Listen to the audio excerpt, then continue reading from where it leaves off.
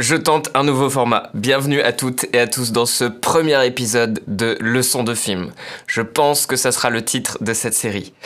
L'idée, c'est de prendre un film que je viens de voir et d'en tirer des leçons. En fait, c'est quelque chose que je fais naturellement maintenant après avoir vu un film. Je vois si ça m'a plu ou non et j'essaye de comprendre pourquoi. Alors ça sera pas des critiques de films, l'idée c'est pas de classer les films en bien ou nul ou de conseiller s'il faut voir ou pas tel film, mais plutôt d'apprendre de tous les films. Ça sera évidemment subjectif parce qu'on est toutes et tous différents et donc on réagit différemment aux films qu'on voit. Et là l'idée c'est donc d'analyser pourquoi moi ça m'a plu ou pourquoi ça ne m'a pas plu et d'en tirer des leçons pour mes futures créations. Déjà, c'est intéressant d'essayer de comprendre en tant que spectatrice et spectateur qu'est-ce qu'on vient chercher dans les films qu'on regarde et qui fait qu'on sera satisfait si c'est rempli par le film. D'ailleurs, je vous invite à tenter de le faire de votre côté. Pour mieux comprendre mes leçons de film, je pense que c'est pas mal que je vous partage ce qui, selon moi, fait que j'apprécie ou pas un film. Alors déjà, j'aime ne pas m'ennuyer devant un film. J'aime quand un film m'accroche, me happe et que je suis tellement pris par l'histoire que ça me fait carrément oublier que je suis en train de regarder un film.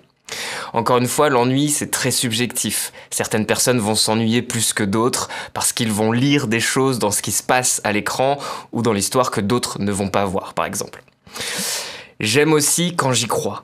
C'est-à-dire quand la mise en scène se fait oublier et que j'ai réellement l'impression d'assister à une scène de vie avec des vrais gens qui sont pas en train de jouer la comédie.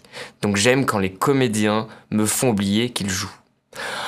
Ensuite, j'aime beaucoup la dimension philosophique et la recherche de vérité dans laquelle peut être les films. Donc j'aime bien quand un film parle de quelque chose, explore un sujet, une thématique. J'aime bien quand un film me fait grandir en tant qu'humain en m'apprenant des choses ou en me faisant sentir des choses. J'aime bien également quand un film me touche au-delà du mental. C'est-à-dire que j'aime bien quand un film me fait réfléchir, me questionner intellectuellement, mais j'aime bien aussi quand un film touche mon corps, mes émotions. J'aime bien être ému jusqu'aux larmes et ça aussi, ça peut être très subjectif. Évidemment, quand c'est une comédie ou pas d'ailleurs, j'aime bien également rire. J'aime bien aussi le spectacle, quand ce que je regarde est spectaculaire. Mais j'aime bien aussi quand c'est intime.